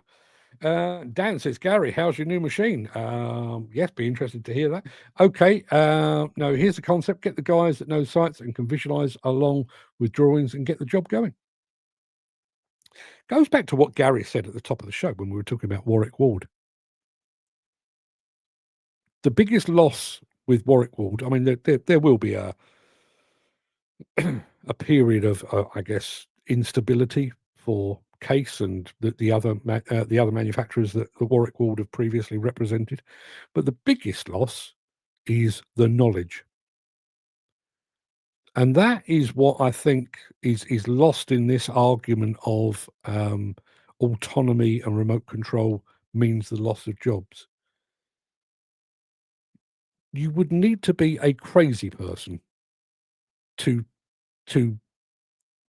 just abandon the skill, the insight, the experience, the expertise, and the knowledge of an operator. The creativity of an operator. All I'm suggesting is take them off the machine, make them more comfortable. We made them more comfortable when we gave them a canopy. We made them more comfortable when we gave them a cab. Let's make them even more comfortable still and take them off the bloody machine. But do not lose their skills and their experience, because that, you know, you could train a monkey to move joysticks. You could. But to move joysticks in the right way, the correct way, the way that will be the best for the job, for the machine, for the project, takes immense skill and understanding and knowledge. You wouldn't want to lose that. Dan says, right enough, I feel the hydraulics by my fingertips and can feel the limit of the machine. You can do that on a simulator. I mean, I don't know what the new one's like, because I don't suppose they'd allow me anywhere near it, but I did go on the first generation high reach simulator that the NFDC had maybe a decade or so ago. And, you know, because I'm a terrible operator and have never operated a high reach machine, you know, I overstretched it, and I felt it go. I felt it go, and that was first gen. I mean, we've probably had 10 generations of those simulators since then. And now with all these electronics, what about downtime and maintenance? Will it require more? I reckon it will require a whole lot less. I think that's in decline, and I also think that that the advent of particularly electric machines will see that nosedive as well. I mean, I don't know how many moving parts you have on a diesel machine. You have virtually none on an electric machine. So immediately, yes, the machine might cost less, but you know, there's so little to go wrong. It's a bunch of cables and sensors. It's not much more than that. Jim says, I'm open to trying a simulator, but will I feel the stress on a race bed if I'm working remotely? Will I feel when I touch a buried pipe or pipe through a simulator, will I feel a pin track tighten? You don't need to. Take your point on finding buried pipes and stuff like that, but again, you know, think about that logically. You hit a buried pipe, by that time it's too late. Why have you hit a buried pipe? Now it might have been completely buried and you've just got really unlucky. But if you've got the camera set up right, you are seeing it not just from your viewpoint, you're seeing it from over there and from over there and from over there and from up there as well. The chances of you hitting that pipe are greatly reduced, I would suggest. And as for pins and tracks tightening, not your problem anymore. Machine's got that. A computer is taking care of that for you. Your focus is purely on digging. All of the other shit, somebody else or something else is taking care of that for you.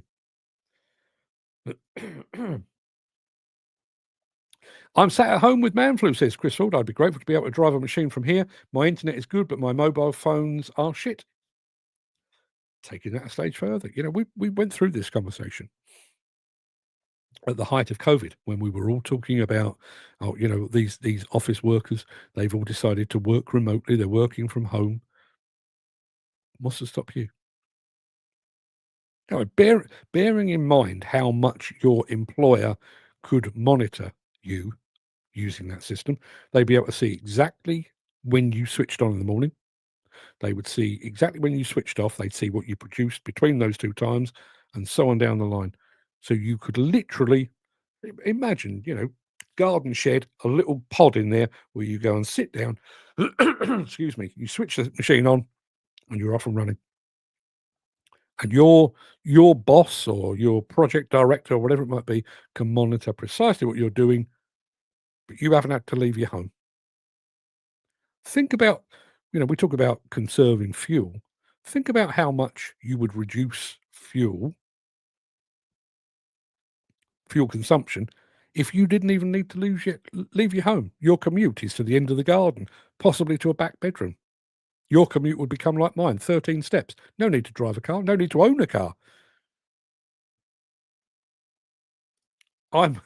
Jim says, I'm more comfy on the machine than on my settee at home.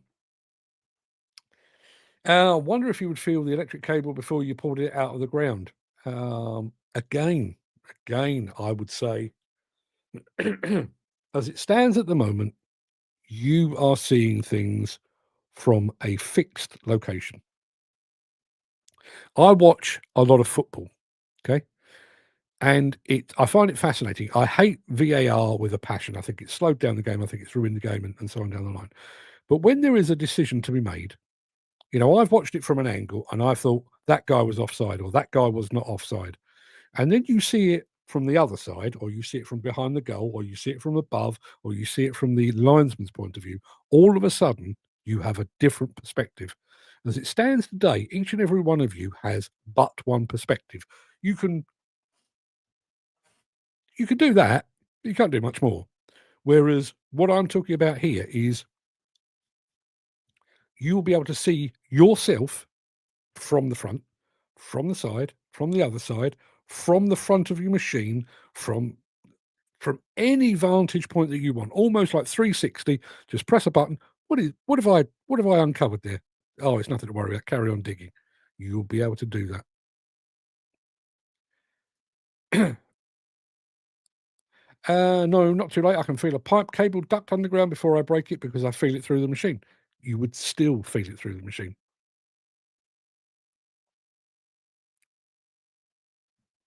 The machine would be rigged to ensure that you would feel that. You'd feel resistance or whatever it might be.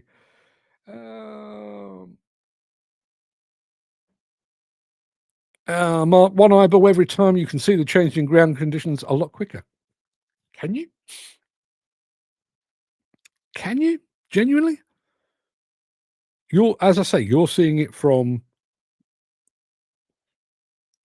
if you imagine, 360 degrees, your viewpoint takes in 30 degrees, maybe.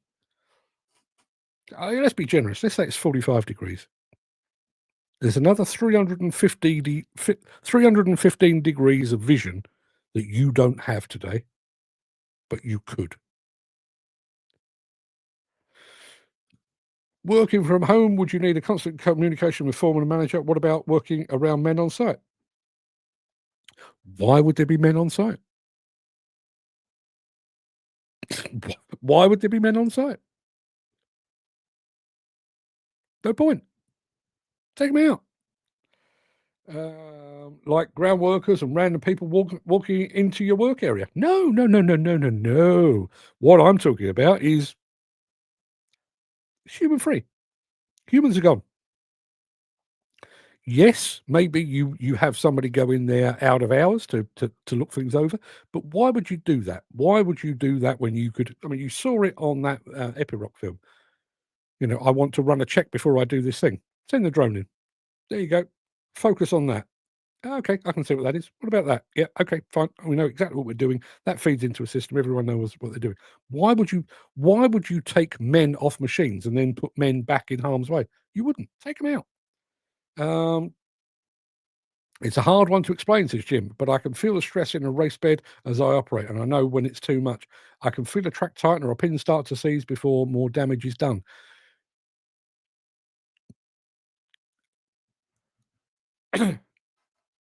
I'm not arguing with you here, Jim, although I kind of am. You're an experienced operator. You know your shit. No question about it. But do you really think that you could spot an emerging machine fault faster than an electronic sensor on that machine? Track tightening is a key one. Imagine if that was a sensor. You will feel it when it becomes a problem. A machine would feel it before it's a problem. It's a bit of a random example, but think about, I used to do quite a bit of work with Leverton, the old Caterpillar dealer, on oil sampling. And they could spot, wear material in an oil sample, and they could pinpoint where that come from. And often it was a case of, something's going awry, but it's not going to be a problem for another 500, 1,000, 2,000 hours. But we've spotted it today. So we will factor in, a visit to replace that part or to fix whatever it is 6 months down the line. They're spotting that way, way, way before anyone else is. The operator, utterly unaware. Bit of wear material in the oil? Who knows? Machine knows. System knows. Sensors know.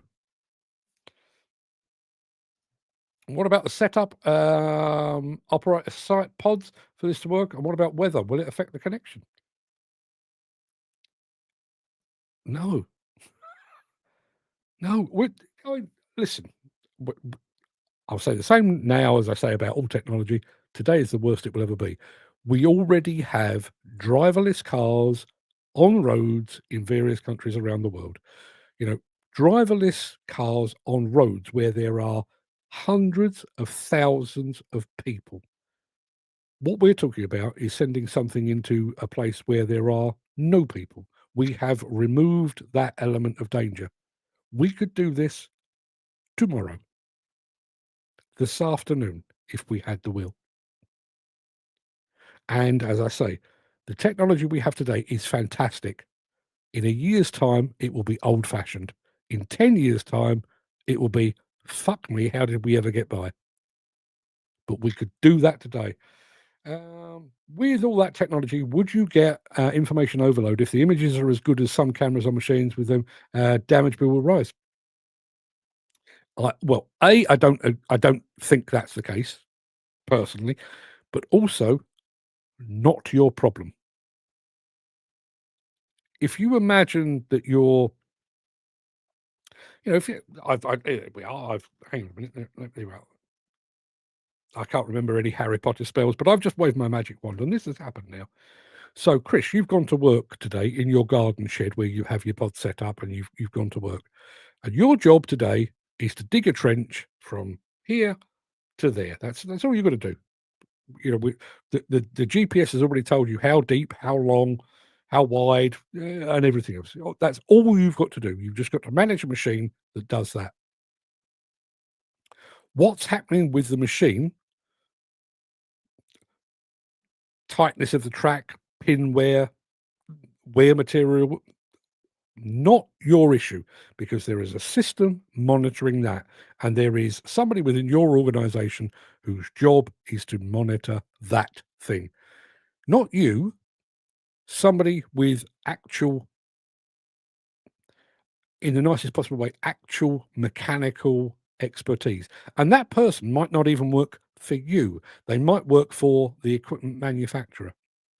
I don't know what machine you're on at the moment, but rather than you having to worry about wear rates and all of that kind of thing, there is somebody at JCB with their LiveLink contracts with Caterpillar, the command stations with Caterpillar, whoever it might be, they are monitoring that. And all you will get is a notification to say, There will be a fitter there a week next Thursday because we've spotted that. It's not a problem for you. You crack on. It's not going to cause a breakdown. You just carry on doing what you're doing, but a fitter will be along to sort that out for you in the fullness of time. That's it. That's your only interaction. We're a very negative lot. Understandably. I mean, Chris, I mean, I don't want to overstate it, but you're of a certain age. I mean, you won't be doing this forever. But, going back to the whole skill shortage thing, if you said to a young person, you've got to, walk through blizzards and pouring rain and sit in a little cage in a machine, or actually go and sit in one of these pods, set up like a PlayStation kind of deal. You've got your coffee on tap or your Red Bull. They all drink Red Bull these days, don't they? You've got that on tap. You go and do that. Which do you think most would prefer? Particularly as I think it was Chris said, if you could do that from the comfort of your own armchair, can you imagine the 17, 18-year-old of the future saying, no, sod that. I'd much rather get up at 4:30 in the morning, drive for an hour, and then walk across a muddy site. Of course they're not. In that case, how could you get drainage and levels of pipe work correctly through AI? Not sure what you mean by that, Dan. And yes, it'd be good in muck shift, quarry and grading, but you will need men and machine operators on site to do drainage. Why?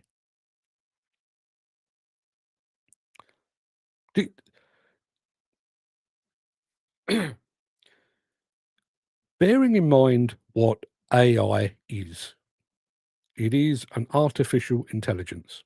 And where has that artificial got its intelligence? Not me. It's got it from humans. It has analyzed, I don't even know. I can't even imagine a number high enough, but how much information that has absorbed. Do you really think that we could train an AI to drive a dump truck in a quarry or a mine? We could train an AI to dig a trench in the middle of nowhere, but we couldn't train it to do drainage work. Really? Why? So long as you can feed it with the parameters that you need it to work within, you could do that tomorrow. And think about, I mean, here's another one. I realise very few people do this, but as he's mentioned drainage, I will throw this into the mix. Imagine the number of projects where you're working blind. When you're doing deep excavation, with one of those long reach jobs, or more specifically, when you're doing dredging. You're operating a machine, but you're basically working blind. You have no idea what the attachment under the water is doing, the bucket is doing under there. You don't know what obstacles are down there. How is that any different? And with an AI, send an underwater drone down there to monitor the situation. Put it on the boom, you can see precisely what's going on. I don't see why that would be a problem. Yes, but it's not told me there is an electric cable that everyone has forgotten about. Again, listen, I'm not. If we did away with operators, I'd have a pretty poor audience on the show. So I'm not talking about getting rid of them.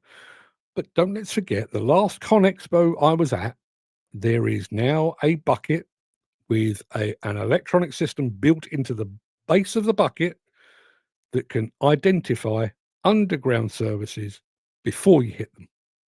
You can literally, excuse me, you can literally run your bucket, the flat of your bucket, over an area before you dig it, and it'll go, cable down there, pipe down there, don't do that.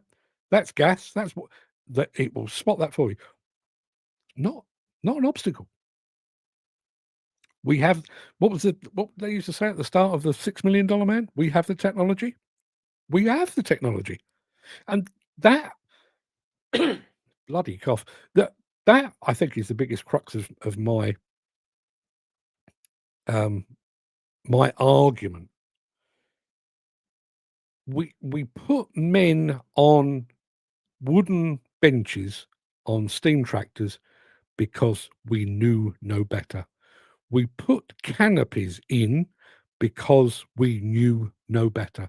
We put cabs in because that was the best that we could do at the time. That's not the case now. The best that we can do at this time, take them off.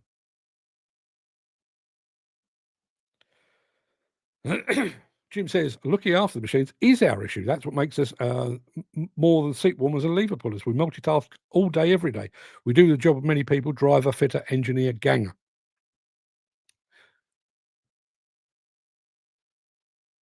Should you?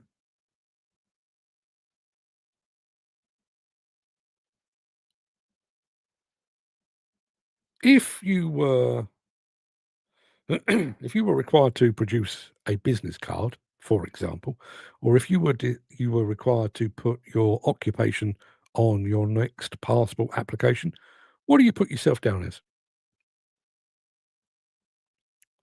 I'll tell you now, I put myself down as a journalist. I do live streaming, I do PR, I do video production, but I'm a journalist. You are an operator. Should you really be multitasking to that degree? And the fitter engineer part, personally, if you could outsource that to some entity, be it an actual human being at your local dealer, or more specifically, some kind of telematics system, so you could just focus on doing what you need to do, i.e. be an operator, is that not better?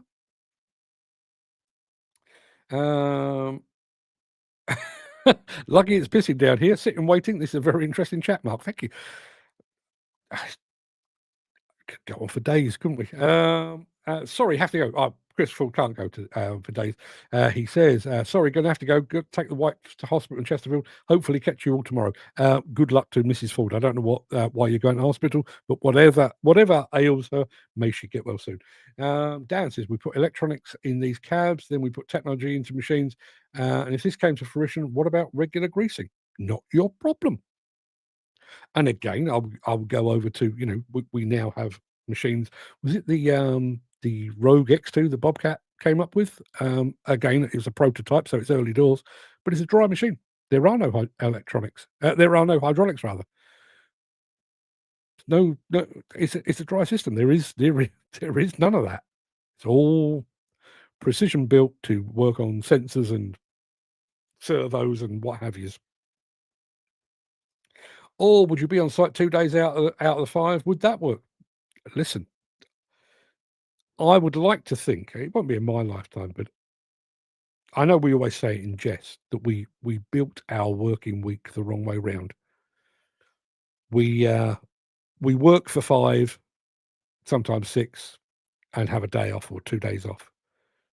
If somebody said you can do your entire your entire week's work in 2 days and take 5 days off, go and spend with your missus, my missus, not yours, I'd tear their arm off. Of course I would. Dan, in conclusion, says, have a great day, guys. Another thing to think about, get onto computers and get learning. And he also says, guess what day tomorrow is? 5th of December?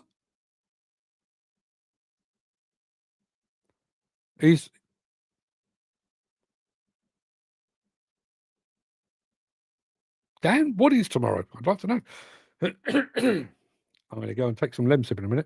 If a small mechanical problem arises, I sort it. Takes minutes. If I was just a seat warmer, I'd need a fitter, at least £50 an hour, door to door. The driver still needs paying whilst waiting.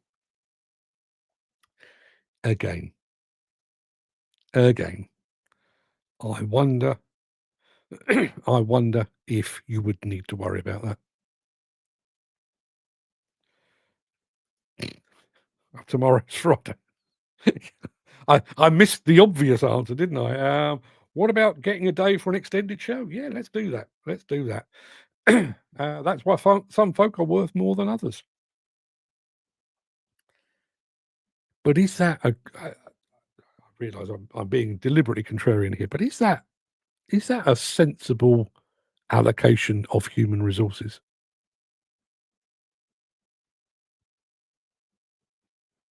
I mean, I listen, I know you're very mechanically minded, and I'm probably overstating the point here, but you might be a very good operator and an okay fitter. Would your time not be better spent doing the thing that you're really good at rather than the thing that you're not so good at? Is that not greater use of human resources? Saturday will be a good day for an extended show. Yeah, listen, I know we did a couple this year. We didn't do enough. I do need to rectify that. And as I say, I mean, I think with things like this, I think this would work better. I mean, I'm quite pleased with what I wrote about taking men off machines, but I actually think this would work better without the monologue. If we hosted an extended Saturday show and said, okay, set aside all your current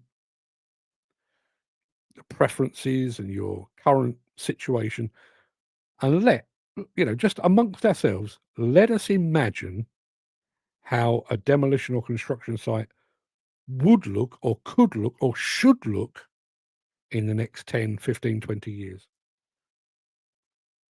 And then just go off at tangents. I reckon we could do this. Oh, well, that might not work, but what about, I think that would be much, much better. Couldn't do what I'm good at if I'm waiting for a fitter, as the machine would still be shagged. Not if you were sat in a control station. Your machine might be down while you're waiting for a fitter, although again, I would strongly suggest that preemptive telematics and maintenance would take care of more of that. But while that machine is being fixed and that's down, press a button, pick up something else. Doesn't even need to be on your site. Your time is valuable. Why would you sit there and wait? Going back to my idea of this global thing, we all know that there are periods of the year here in the UK where it's too wet and too cold, or it's too something. Fine. So rather than being stood down, you're not doing proper, sort of ADT driven muck shifting in the worst of the winter. Fine. So stay exactly where you are in Boston, in Lincolnshire. I don't know why, but you're in Boston, Lincolnshire. You're an ADT driver. So, okay, you are now operating an ADT in Dubai from Boston. Andy Thornton says, I just completed reading the Crane Report. Are you aware of it? I am not. Is this the Crane Report as in the machine, the crane, or is there somebody called Crane who's written a report? I'm not aware either way. Less men needed means more profit. I personally think that if you were more productive, using less fuel, you'd have that taken care of. Listen, it's an interesting one to back and forth. It really is. And I'll tell you how good it is to back and forth. We're nearly at 2 hours. These used to be a 10-minute show. God, they were heady days, weren't they? People, go and have a fantastic day. Listen, I've been sat here talking talking about being more productive, and I've kept you all from your jobs for 2 hours, thereby defeating my own argument. Apparently, Andy Thornton says it's a person called Crane who has completed the first part of a report into suicide in the construction industry. Andy, I am shutting down this show now. and I'm going to dig that out. That sounds like it's right up my street. I'm going to go and give that a look. That might be the basis of tomorrow's morning monologue. Who knows? Who knows how the fantasy will take me? But I'll be sure to tell you tomorrow at 10 o'clock. Everybody, go and have a fantastic day. And Jim says, still be working, but the crusher is still fucked. 2 hours. 2 hours. Still, at least I kept you entertained. Even if you didn't agree with me, I kept you entertained. Everybody, go and have a fantastic day. I'll see you tomorrow. Till then, everybody, have a fantastic day. See you soon.